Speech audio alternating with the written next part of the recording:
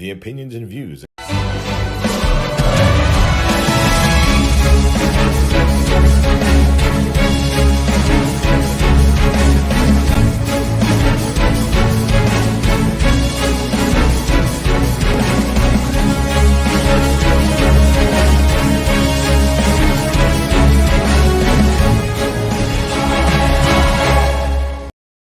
The opinions and views expressed in the following program are those of the speakers and the host, and do not necessarily reflect those of Yoakley Scott Corporation and Your Sports Network.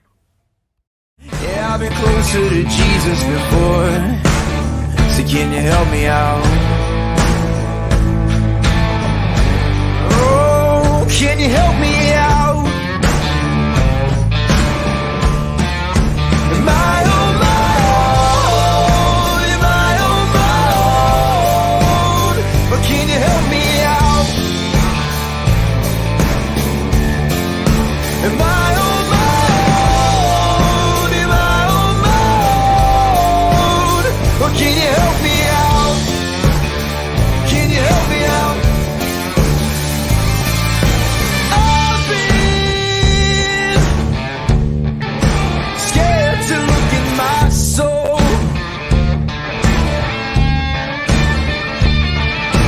I've been afraid I would follow the road. Yeah, afraid of the things I've been told. Hello, everybody. Welcome inside a TGIF Friday episode of Running Point on ysnlive.com, brought to you by our good friends, who I'm going to put up in that top right corner of the screen for you. They'll pop them up. There they are. Greenwood Chevrolet in Austin Town. They go the extra mile for you, so you don't have to. We take the time every single show to thank Greenwood Chevrolet for their constant belief and sponsorship into what Running Point is and what it can be. And we've all at YSN, me included, obviously me included because I'm the host, but we've all taken pride in what YSN can be and what it's been able to do and what it's kind of turned into. But it has taken a lot of twists and turns to get there, right? So there were plenty of opportunities that Greenwood Chevrolet could have been like, man, this is weird, this isn't going right, we're going to send a jump ship, right? But Greenwood Chevrolet has always believed in YSN and always believed in this show, and they've been the presenting sponsor since day one. I thank them for that as the current host, Running Point, and I know that everyone that has even once put any amount of thought or time into this show thanks them as well. And we take time every day to do that. We're going to have a good show for you today. It is Football Friday, so of course we're going to dive into the Friday schedule, talk about the games, talk about the matchups, talk about the last week before conference games kick off for the bigger conferences. I know the smaller conferences have a few more non-conference games sprinkled in there every now and then, but for the most part, for our big conferences, this is the last week of non-conference play, and we're going to dive into that. This is like if preseason for the NFL counted for anything, this is what it would be for high school football, because I think a lot of coaches, they handle weeks 1 through 3 kind of like the I don't want to say dress rehearsal, because it definitely counts and they definitely want to win, and it definitely puts your spot in for the playoff spots. You can definitely earn a lot of points in these first 3 weeks, but at the same time, it's like you are learning everything you can about your team before the games against your familiar common opponents come up. Like, you are not going to hide anything from your conference opponents, right? So this is the last week where you start to tinker on stuff, try to install new things. The last one where I think you feel like you're comfortable going into conference play and trying to win a conference championship first and foremost, and then of course getting into the playoffs, making a deep playoff run. Only one team can win state in each division, so winning a conference is always that first goal that you get. Like, we want to win the conference, then we want to obviously get a good playoff spot, use that conference win to take momentum in the playoffs, because odds are if you win your conference, you're probably going to get a pretty good seed in the playoffs. Use that as momentum boost into the playoffs, and then make a deep playoff run, get as far as we can. Maybe a regional championship, that'd be great. there's no district in football, so it's regional championship or you don't get a trophy. So I think conferences carry a lot of weight in football, despite some conversations that maybe they don't, because obviously everyone wants to win a state championship, and obviously everyone would trade a regional championship trophy or a state championship trophy for a conference trophy. But I think the reality is that there are a lot of teams that will win a conference that probably won't win a regional, and they're going to be very proud that they won that conference, especially for the teams that maybe haven't won the conference or don't win the conference a lot. There's a lot of opportunities out there this year, especially for those kind of teams. I think a lot of the bigger conference teams lost a little bit. I don't want to say they're down, but they've definitely shown a little chinks in their armor. So now it's time for other teams to try to get their nose into that top of the conference. So I think conference play is still huge, and this is the last week to prepare for it. So week 3 is fun. We're going to talk about it. We're going to talk all about week 3 in a little bit, but we are going to spend a lot of time, I will say, on the Brunette Pools and Hot Tub scoreboard on ysnlive.com. I want to remind everybody that this scoreboard is brought to you, like I said, by Brunette Pools and Hot Tubs. We want to thank them for bringing this awesome tool to you for your score needs. If you're watching a broadcast tonight or any night and want to check in on the scores but don't want to leave your broadcast, or maybe you're watching your game that you're at and you don't want your eyes down on your phone for too long, it's a quick look at the scoreboard. They're live updated, and Brunette Pools and Hot Tubs are one of the big reasons why we're able to bring it to you. We're going to recap last night first, so let's recap what happened last night in the sports world before we talk about the week 3 action that we have going on over the weekend. In volleyball last night, Pymatuning Valley, they were able to beat Maplewood 3-1 in 4 sets, a big win for the Lakers. Southern Local, they were able to sweep Latonia in straight sets. Beaver Local swept St. Clairsville. We have Lakeside getting the 5-set victory over Cardinal. That is a winning streak now officially for the Dragons, as they bounce back from a pretty tough start to the season. We have Cheney and Akron North, no score reported there. Springfield will sweep Jackson Milton at home inside the Jungle, 3-0. Cardinal Mooney, they get the loss in the Holy War. That's a big win for Ursuline. We talked about those two teams bringing their best in the Holy War, and Ursuline is such a hot start, and they continue it with a sweep of Cardinal Mooney. Columbiana swept East Palestine. 2 of those sets were pretty dang competitive. The first one, Columbiana won, set the tone, but the next 2, East Palestine really did put up quite a big of a fight for Columbiana. So that Bulldogs program making some strides. Garfield and Campbell Memorial got together in Campbell, and it was Campbell that got the 3-set sweep over the G-Men. Remember, G-Men last year only had one team they lost to inside the MVAC, and that was Crestview. I don't think Campbell's ever beaten Garfield as a member of the MVAC in volleyball, so that's a big win for that program to beat a team that is a top-tier MVAC team and beat them quite handedly. And coming off a heartbreaking loss to Crestview, where they probably didn't compete as well as they thought they would against the Rebels, and they bounce right back from that. They have one day in practice. They get back in the gym, and they sweep Garfield. An impressive win for Tyler Allen and the Red Devils. Boardman goes 5 with Howland, but pulls out the win. 3-2, the final score there. We have United getting the 4-set victory over Lisbon. Lisbon putting up a fight, but unable to get past the Eagles. Middle Ridge swept Sebring last night. We have Hubbard sweeping Poland in Hubbard. Struthers was able to beat East in straight set.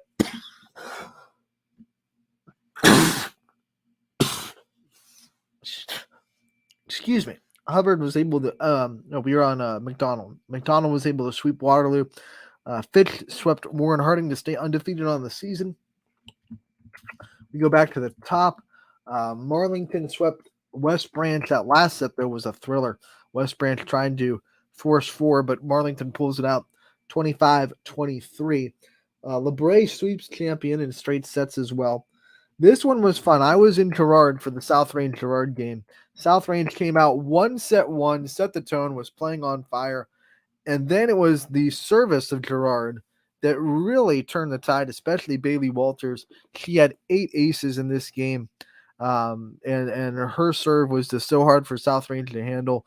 Girard turns the tide after falling in set 1. They win 3 sets in a row, and they beat the scrappy young Raiders team in 4 sets. But I believe, in my heart of hearts, that South Range will be a problem in the Uni 8, not just this year. I'm sure they'll have chances to knock off some of the teams that are vying for a championship, but they're also going to be a problem in years to come. That's a very young team, and you're starting to see these young players get more and more confident. And I think they kind of showed Girard last night, like, hey, you might beat us tonight.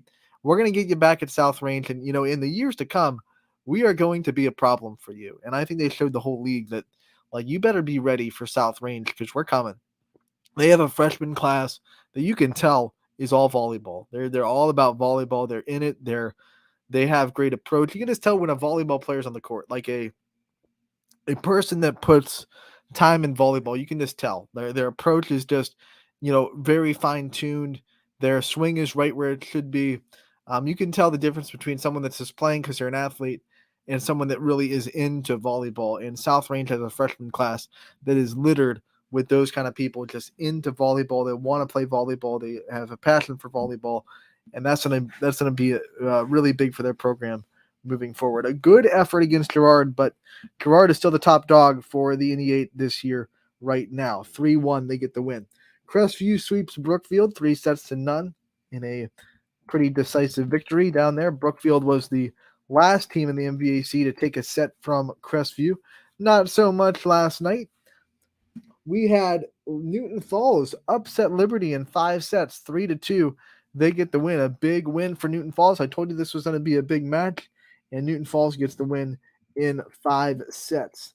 We have Lakeview sweeping Niles with a score of 3-0, and Reagan Price breaks a school record in this game for the most service points total. She had 28 service points, and then also the most service points in a row with 19 straight service points for Lakeview against Niles. Her serve was on point, and Lakeview gets the sweep. Reagan Price gets a couple of school records to pin her name in the record book forever. Wellsville swept Valley Christian 3 sets to none. And then last but not least, in volleyball, St. John was able to sweep Wyndham. We go into boys soccer last night. A quick recap of the boys soccer action from a night ago. Let me scroll over. Scroll this bottom one too. Oh no, I just clicked on a different day. Hold up, that's my bad. We're on August 31st.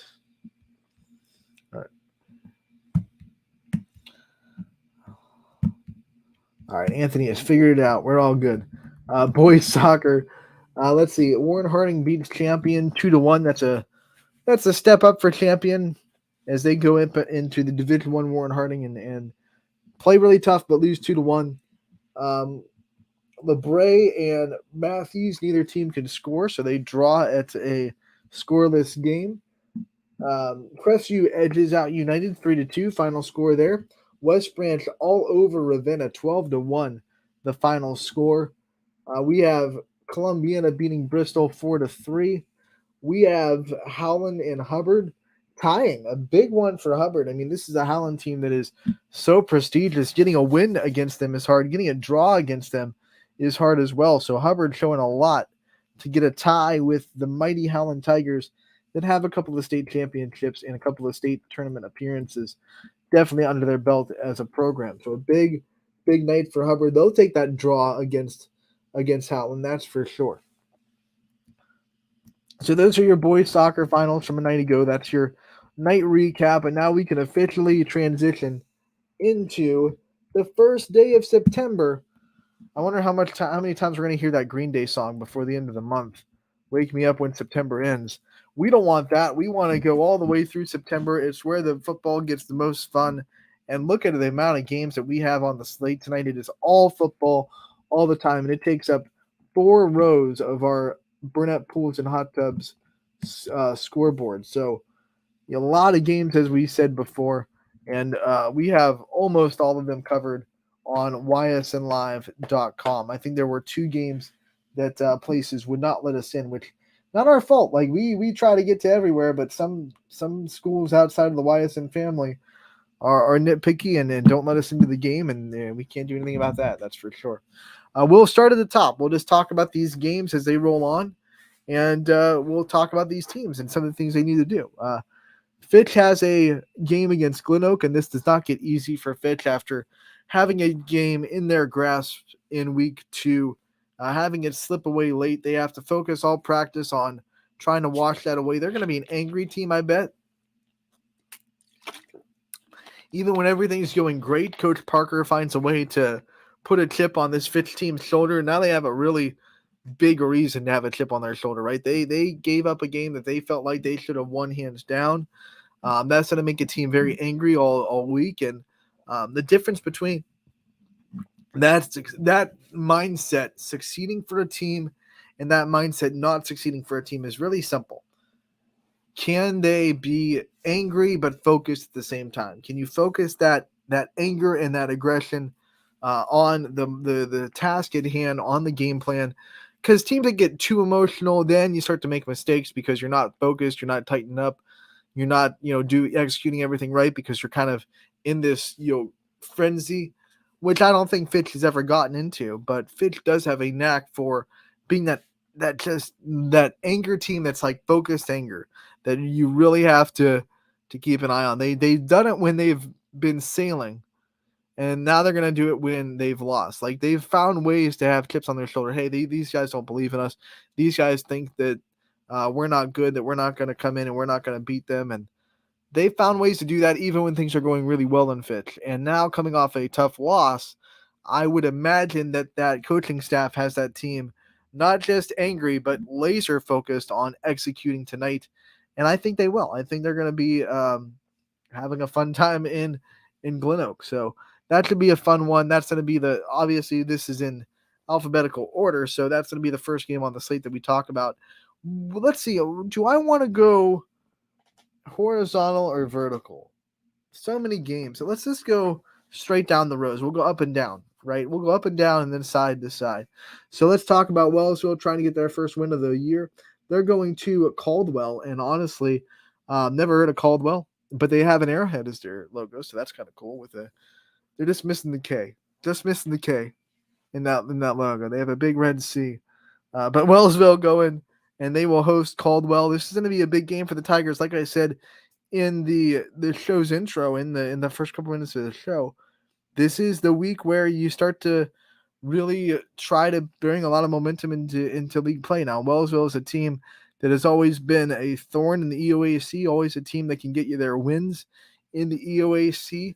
And I think if they can get a win tonight and carry momentum and carry positivity into EOAC play in a week, then Wellsville can be that team again. You never want to go into league play 0-3. You definitely want to bring positives into that week. So I think this is a game where you'll circle if Wellsville excuse me, that came out of nowhere. If Wellsville's season goes well and they go the way they want it to and they get into a playoff spot, I think this might be a week that you circle and say, well, this was one where they started to really play good football. This is a Caldwell team coming into Wellsville. They have home field advantage. They have league play coming up. They have every reason to want to win this game. And I think this is definitely a week where Wellsville can make some strides and push some win into their sails for the season.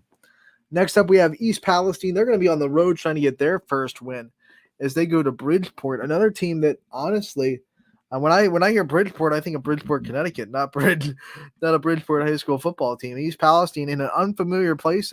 I think this is the exact same idea as Wellsville. You're going to a team that is unfamiliar. You're able to just focus on yourself, not get too focused on what the other team is doing. A lot of coaches like that. And when you ask a coach, do you like playing these teams that are kind of unfamiliar to you and kind of not hard to scout, but hard to really nail down what their identity is and what their tendencies are, because all you really get is film. You don't get the relationship with the coach. You don't get the common opponents that you can ask. You just get the film. And when you ask coaches why they like that so much, they just like, hey, it's easier to just focus on what we're doing and not get the kids so hyped up about what the other team is doing. So this is a game where East Palestine can do that. They can just focus on their side of the field, what they have to do, and let the chips fall where they may, what they're strong at, what their strengths are, and to say, here's my strength. You take your strength and you try to beat us with yours, but this is what we're good at, and this is what we're going to try to execute on. So this is a game where East Palestine can focus on themselves, focus on what they do well, and carry that into this week. I'm excited about this one. Green Valley, Pymatuning Valley, Battle of the Ashtabula Valleys with this one. Lakers are known for being a very big, very physical team, and they're going to be one of those teams that I think Grand Valley gives a little bit of an issue to, because it's always opposite styles of football. So I'm excited to see this one nationally the county, and I'm sure Sam Torres and the 440 crew are very excited as well. We have a hot Lakeview team going up against Liberty tonight. Liberty, they played Girard last week, so they're kind of having a trip around the NE8 as they play Lakeview tonight. This is the Lakeview team looking to go 3-0 into conference play, just like they did last year, trying to prove to people that last year wasn't a fluke, that they can be good. They can take the next step as a program. So far this year, they're doing a really good job at that. They're bringing back a lot of people from a year ago. And I think the big turning point in Lakeview, obviously, last year, just getting those wins. Remember, 2 years ago, they were 0-10. They were 0-10 for a while. They had back-to-back kind of just seasons that were hard to get through. You could tell morale in that program was starting to dip a little bit. Kids were getting less interested in coming out. And then they had a new coach. They brought in Bellino, and he has just come and really brought a rejuvenated energy into this Lakeview program. They got some wins. They got people excited about the program. They got people buying into what he's selling, and I think he's done a wonderful job in Lakeview, and they're looking for another 3-0 start in non-conference play. You look at Liberty's side, though. Liberty needs, just like Wellsville and East Palestine, they're looking for their first win. They want to take some momentum into a very tough MVAC season. So two teams in opposite categories in this one. Lakeview trying to stay unbeaten. Liberty trying to gain some momentum into conference play. I think that's going to be a sneaky good game. I really do. I think this is going to be one of the more, one of the fastest teams Lakeview has played yet. Liberty definitely likes to spread you out. That's why I thought last week was going to be kind of interesting, because Liberty had one of the unique teams that had maybe the ability to run with Girard. The execution level wasn't there against Girard. I think that was the difference. Girard is fast, but they also execute. And I think Liberty is trying to hone that speed they have on the team and not just be fast, but be fast with a purpose. But I think they're gonna get better at that. This might be a week where you see them a little bit better at being fast with a purpose. When I coach softball, and I coach especially the middle infielders, when your feet have to be so quick and they're trying to be so fast, one of the things I tell them is, don't think speed, think efficiency. Don't waste steps. Be efficient with your steps. Be as fast as possible as you can be efficient. But when you're thinking just speed, then you're not going to be speed with intention. You're just running fast. If you're just doing things fast with no regard to what you're doing, that's when mistakes happen. And I think Liberty is kind of running into that problem. Just kids wanting to run fast and be athletic and use your athleticism, but they're not athletic with a purpose yet. They're not executing everything they need to execute. So I believe in their coach. I believe in that coaching staff. They've been on Running Point several times over the years. And Liberty is definitely going to be a team that figures that out. And I think when they do, they're going to be dangerous. We go into the next game as we're getting Canfield at home. They will play Olmsted Falls. I looked at the Bulldog. I thought that was Stowe Monroe Falls. And I saw the Bulldog and I saw the Falls. But I had to take a look because I was like, that looks way too big of a word to be Stowe. So Olmsted Falls comes into Canfield tonight. Canfield trying to bounce back from their loss in week 2 to Mansfield. 24-14 was that final score. So Canfield, I think defensive-wise, when you give up 24 points, not terrible. In high school football, you'd live in the 20s if you could. You definitely would love them under 20. But that 18, 15 to 24 range is pretty good in high school football. They'll hold the defense too. the offense just has to find more ways to be consistent, be efficient, consistent. And I think they're going to be able to do that back at home, some home cooking, some comfortableness. And we'll see what Canfield has in store. South Range taking on JFK. I think this one is very interesting because both teams are coming off a loss. JFK kind of dominated by Garrettsville Garfield last Saturday. And South Range not dominated per se. It was just 21-7. But I think their offense was dominated for sure. Their offense couldn't move the ball that well. And I think their secondary was, you could argue was dominated by Green. Their offense, their passing game was able to do a lot against South Range's secondary. So JFK was dominating on the scoreboard. Garfield did everything they wanted to. South Range was dominated just watching the game, the flow of the game. Their defense did a good job holding and not letting Green run away with the game and keeping them in it. But there were definitely parts of that game that you looked at, and if you were looking at it with eyes of just a football coach, and I'm sure David Rock will say this too, there were aspects of that game that South Range was definitely dominated in, even if the score didn't reflect that. So both teams had a lot of work to do. I'm sure both teams had some tough practices this week, and it's going to come out to someone's bouncing back, right? And someone's going to be in a 2-game losing streak. That's what's tough to believe is both these perennial programs, JFK and South Range, someone is going to end the night with a 2-game losing streak, which is something that you're not used to saying at all about either team. So which one's going to do it? I don't know. That's up to the Power Hour gang to pick those games. I don't pick football. I don't like doing it. But because it's hard. I give those guys props. It's hard to. I would never want to pick this game. That'd be really tough. So I leave it to the guys at the Power Hour to pick that. The Power Hour Super Show coming up at 3.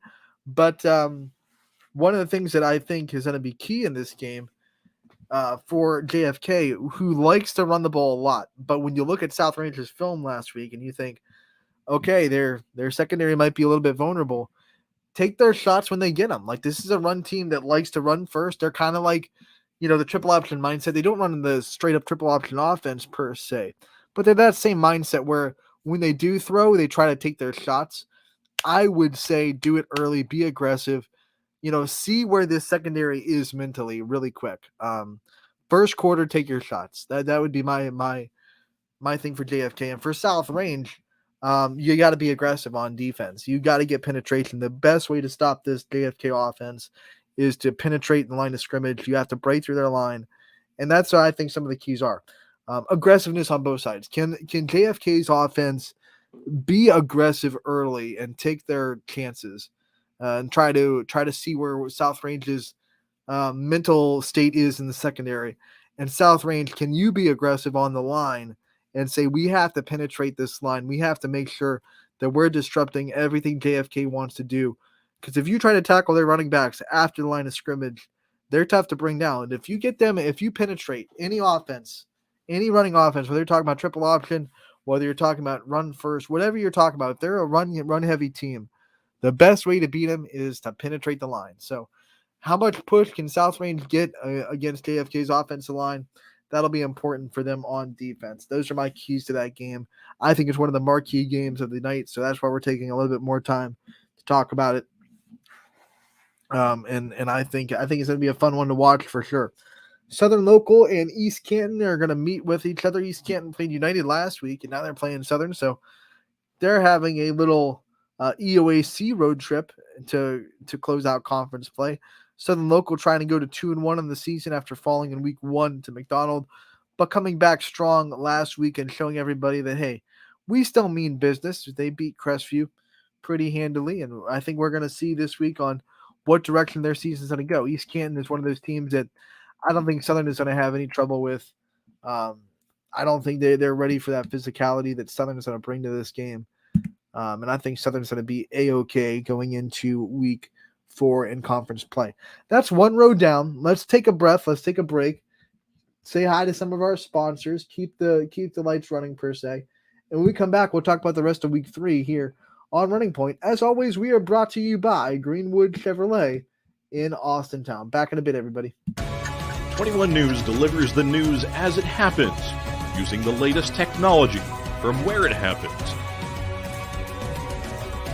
Live here outside the Mahoney County. On air, online, Wednesday afternoon weather update. Very dangerous. and on the 21 News social media platforms. I'm on the road right now. 21 News, the Valley's only locally owned source for trusted news since 1953. Craftsmanship to us is 60 years of pride and dedication. Passed down from generation to generation. The hardwood floors that your kids take their first steps on. The solid wood doors you quietly close at night. The things we create day in and day out are the products that end up turning your house into a home. At Baird Brothers Fine Hardwoods, uncompromising quality and craftsmanship built our business. And it will keep us moving forward for generations to come. Going the extra mile at Greenwood Chevrolet means we want to take care of the community that takes care of us too. And we have to work together always. And that's how you stay in business for 40 years. You know, I love being a helper because when I help somebody, it makes me feel good. It means a lot that I can make a difference in others' lives. So I will do everything I can and just being there for them every step of the way. I want them to know within the first 5 minutes that they could depend on me. That's what going the extra mile means, only at Greenwood Chevrolet. Before the lights come on, before the workday begins, before a long day is ended, or it's time to have fun. It all starts with the people at Joe Dickey Electric. From replacing a light fixture in your home to building a substation for your business, no job is too big or too small. The people of Joe Dickey Electric power them all. Joe Dickey Electric, over 60 years of powering the Mahoning Valley.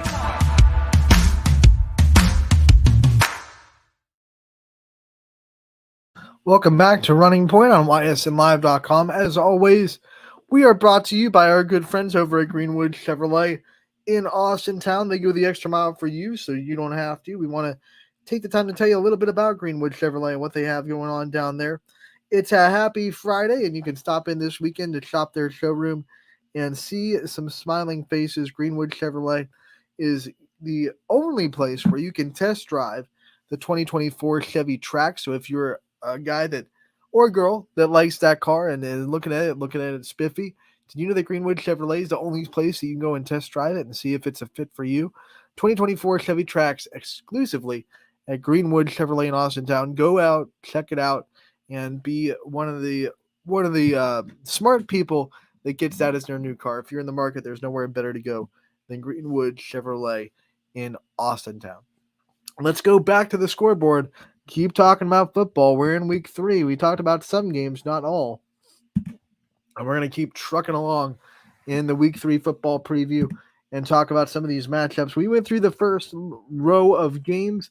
Let's talk about Boardman going to Cheney.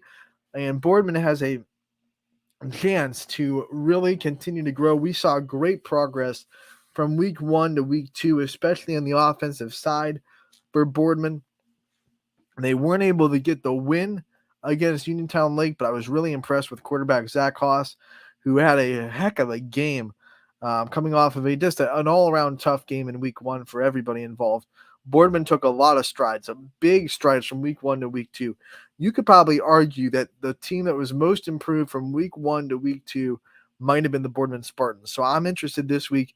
Can they take even more steps and get their first win of the season? Won't be easy. Cheney is hard to beat, especially in Cheney. They have to go to that Rain Stadium, and that's a tough place. It gets raucous in there. They're proud of the new facilities they have. Boardman's going to have a tough time, but I want to see if Boardman takes more steps forward after having such a stride from week 1 to week 2. I'm interested to see if they can get a little bit more defense consistency and have their offense control the ball the way they did against Uniontown Lake. They're going to be in good shape. Really like this matchup next. Columbiana Western Reserve. Western Reserve got a very tight victory in week 2 over Conneaut. They're 1-1 in the season. Columbiana has played in 2 really close games, lost them both. And I talked about it last week when we recapped week 2. Columbiana, they're right there. Their coach is probably in the film room saying, we're there. We're at the doorstep. All right, we're not perfect yet. We're not where we want to be by any stretch of the imagination. Where no moral victories, but we're right there. Like we're not a marathon away from winning. We're a couple of steps. We have to just open the door and walk through it because the door has been right there in front of us. They just have to make those game-winning plays. Can you make game-winning plays down the stretch? Can you learn how to win as a program? And this program, the last 3 or 4 years, has struggled with that winning mentality in football. So can they get it? Can they find a way to make winning plays tonight? It'll be tough. It's on the road. It's Western Reserve. They're riding high off of a win. Luke Henning is playing really, really well right now. But Columbiana has to find a way to make game-winning plays. I guarantee this game will be close again. Columbiana has kept everything close. Their defense is playing so well right now. I would be shocked if Western Reserve was able to run away on their defense. I think their defense will keep this game close. Can Columbiana just find ways to make those plays down the stretch that make the difference? We're going to have to see, but for a team morale's sake, I hope so. Western Reserve, obviously, on their side, saying, no, we made the plays we needed to last week against Conneaut. We're going to continue to make those plays as the Blue Devils try to go to 2-1 in the season before league play starts. Edgewood, hey, they're still pitching a shutout. They have not given up a point yet this season. Knock on wood. I'm not trying to jinx y'all in Edgewood. I'm just saying facts are facts. And their defense has been playing lights out. Their offense has 2 50-plus point games. So that means that if you do the math, and it's not hard math to do, and I'm not a math major at all, Edgewood has outscored their opponents so far by more than 100 points in 2 games. It's pretty much the best way you can start. I don't think there's many more things you could ask of Edgewood so far than to shut out both opponents and score 50-plus against both opponents. And they'll see what they can do. This is going to be a road trip to Harvey, Painesville, Harvey, Edgewood, and our Edgewood crew is going to be there on the trip. Can Edgewood pitch another shutout? Who's going to be the first team to score on Edgewood? We'll have to see if it's Harvey tonight as Edgewood goes to the road. Howland Hubbard. This one, I know Howland has really struggled so far this season, but they're still a big team. They're still a physical team.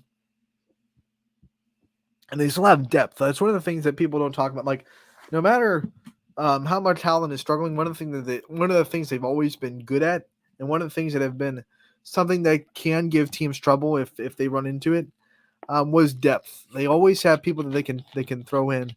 They're a big team number wise, and Hubbard depth wise not as big as they usually are. That might be a big key if this is a close game. Both teams are pretty physical. Both teams like to run first.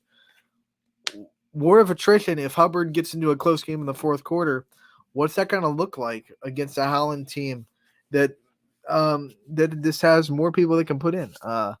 Very interested in that. Obviously, both teams on dramatically different trends right now. Hubbard flying high 2-0, Howland 0-2. I just think that if this game stays close in the fourth quarter, it could be advantage Howland. That's a big if, though, because Howland has to make sure they do their jobs in the first, second, and third quarter to keep it close. Hubbard proved last week that their offense can and will blow up on you if you let them.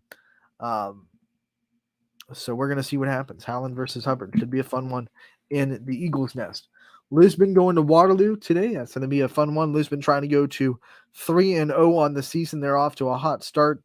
They had a defensive battle last week, 14-6 to win in week 2. Salem going to try to get a win over undefeated East Liverpool. And number 3 in our power rankings, all computer points. And East Liverpool is saying, shut up with the opinion. Our computer points matter. And, opinions out the window. East Liverpool is right there at number 3. Can Salem go into the Power Country and pull an upset? We're going to have to see. They're definitely figuring things out. I thought last week was, like Boardman, a lot better than week 1 for Salem, but not where they want to be. And they're going to have to strap up against a very good team in week 3 if they want to get where they want to be. Salem going to play Beaver Local and East Liverpool in back-to-back weeks, doing the rounds of one of the best rivalries in high school football in the area. Wyndham going to go to Jackson Milton tonight. The Bombers have struggled so far this season.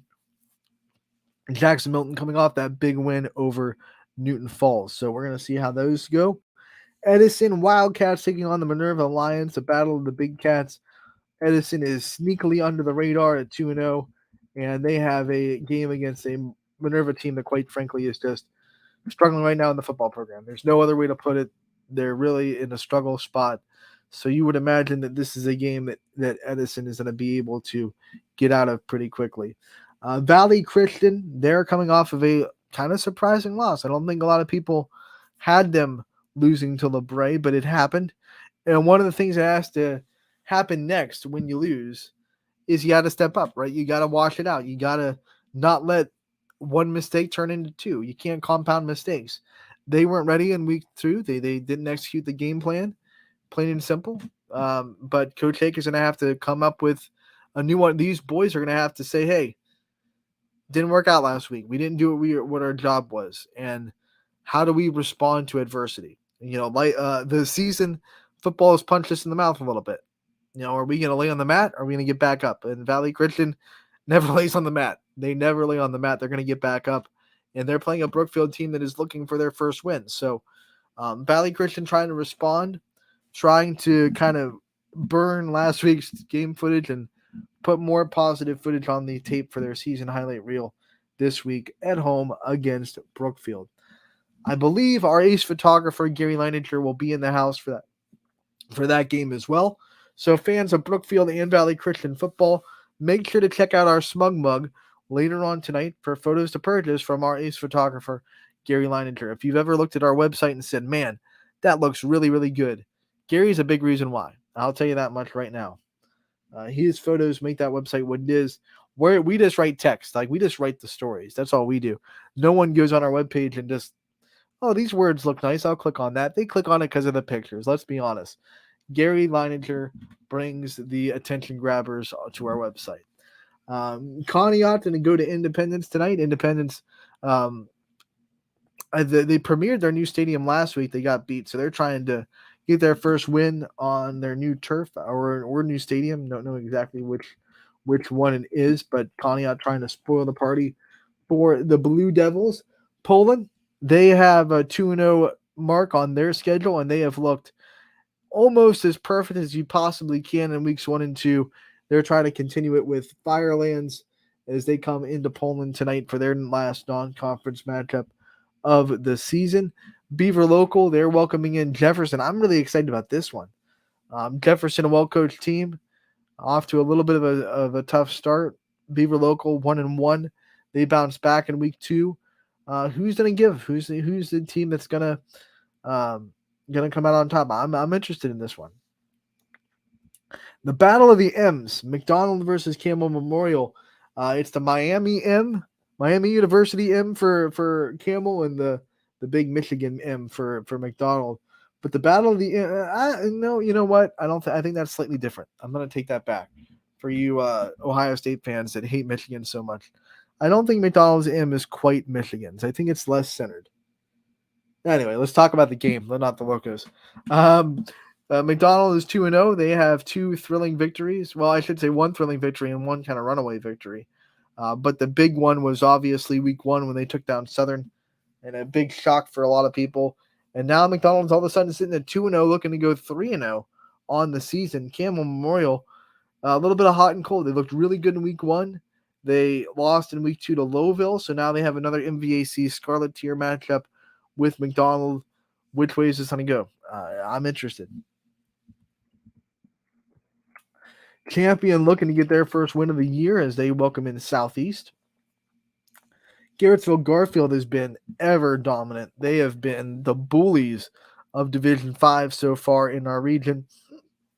They look to continue that against the B. No, I'm sorry. I saw that logo the wrong way. They'll be at Normandy. Normandy coming to town. Not the beach in France that won us World War II, but the high school football team.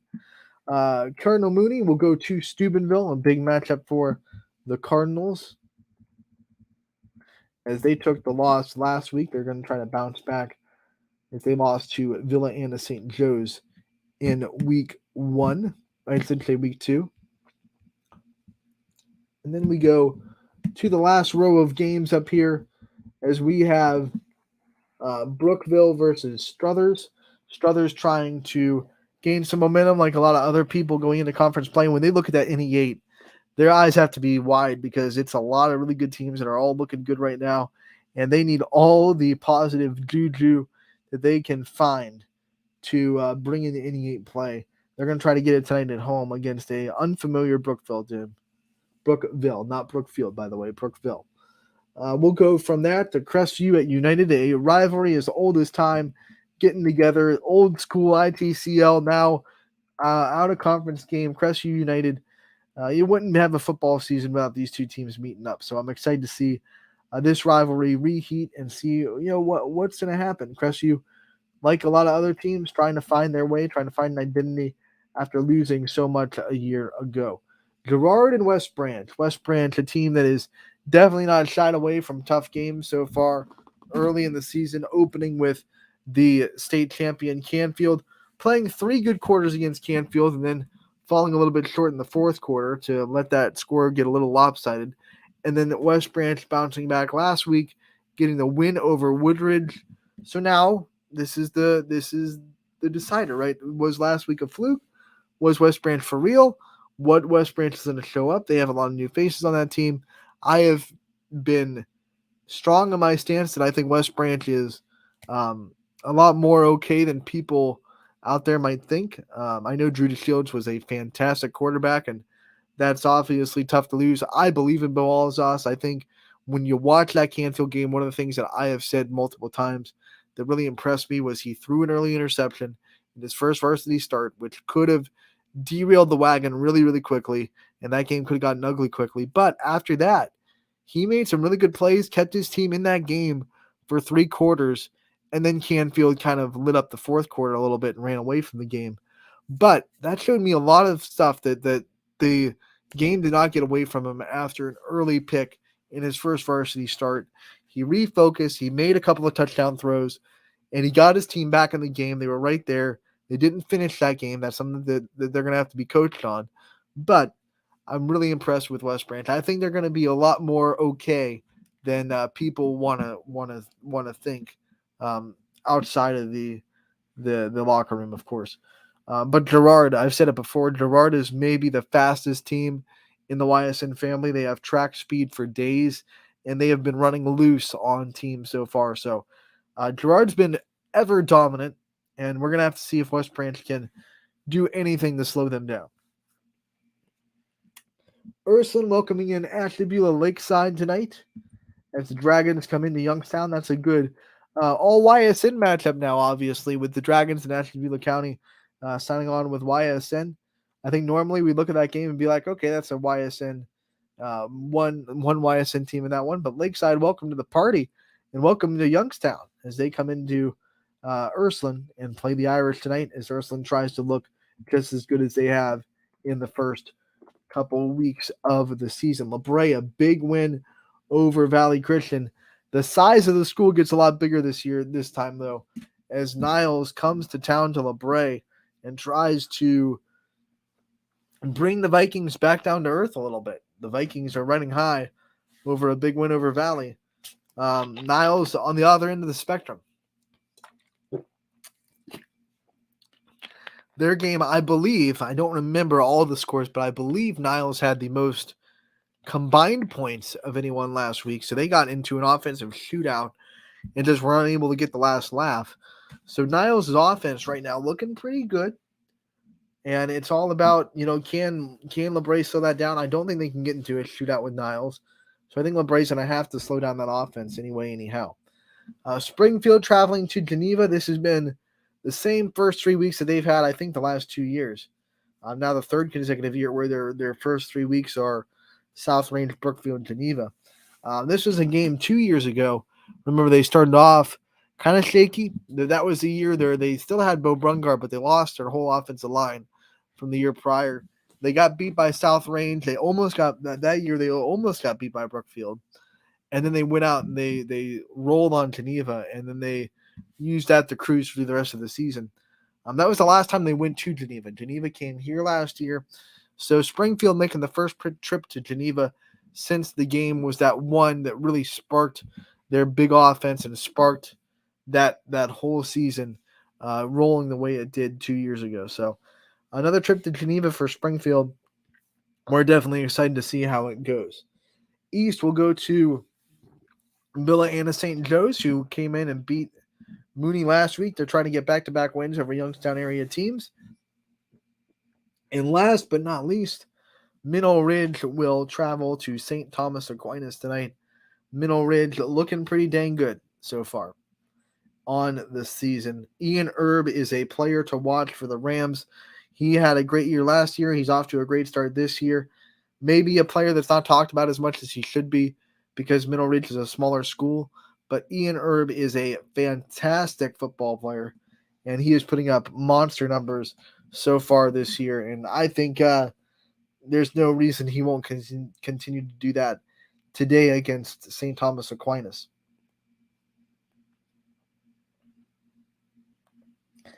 And then we do have 2 football games on Saturday. As Beechwood goes to Ashtabula St. John, and Hoban will host Trinity for the 2 football games on Saturday. Both those games are at 7 p.m. Just want to go over the volleyball real quick because we'll have those on Saturday as well. There are 5 games in volleyball going on Saturday morning / afternoon. Canfield goes to McDonald. Waynedale goes to Fitch. East Liverpool goes to Boardman. Latonia goes to Waterloo. Ursuline goes to Cheney in volleyball. 2 girls soccer matchups happening tomorrow as United will go to Crestview and Lake will go to Boardman. And then boys soccer tomorrow as well at 7 o'clock. South Range will be at Boardman, and at 2 o'clock, Highland will be at Archbishop Hoban. So that being said, that's the schedule over the weekend. Before we get you out of here and sign off for the weekend for Running Point, we're going to go over what announcer will be where and who you can listen to and what games will be on the network tonight. So you know where to go. ysnlive.com/live is where you can find all the games that'll be on the network tonight. So if you're wondering if your team will be there, just go to ysnlive.com/live and they'll show up in that address. So Austintown at Glen Oak, that'll be Dom O'Brien. He will be on the call in Glen Oak. That has been cleared, so we will have that one at 7 o'clock. Donnie Riccatelli and Sam Torres going to be at the Boardman and Cheney game. We have Alec Caberna going to be calling Brookfield at Valley Christian. We have Steve Hodge and Tom Otto at the Struthers game between Brookville and Struthers. Gary Altizer will be at Wellsville for Caldwell at Wellsville. Joe Eusebio is going to be at Western Reserve as Columbiana comes to town. Independence Conneaut will be on the YouTube link, which we will share on the live page. So that will be taken care of. You will be able to watch that on the ysnlive.com/live games page. It won't be a YSN broadcast, but we'll share the link to you for that game for your Conneaut fans as they travel to Independence. Derek Rhodes is going to be on the call as Crestview goes to United. Noah Doty and CJ Schroeds on the call for East Canton and Southern. We have Tim Figley going to Bridgeport, not Connecticut, to cover East Palestine. Hold on a second.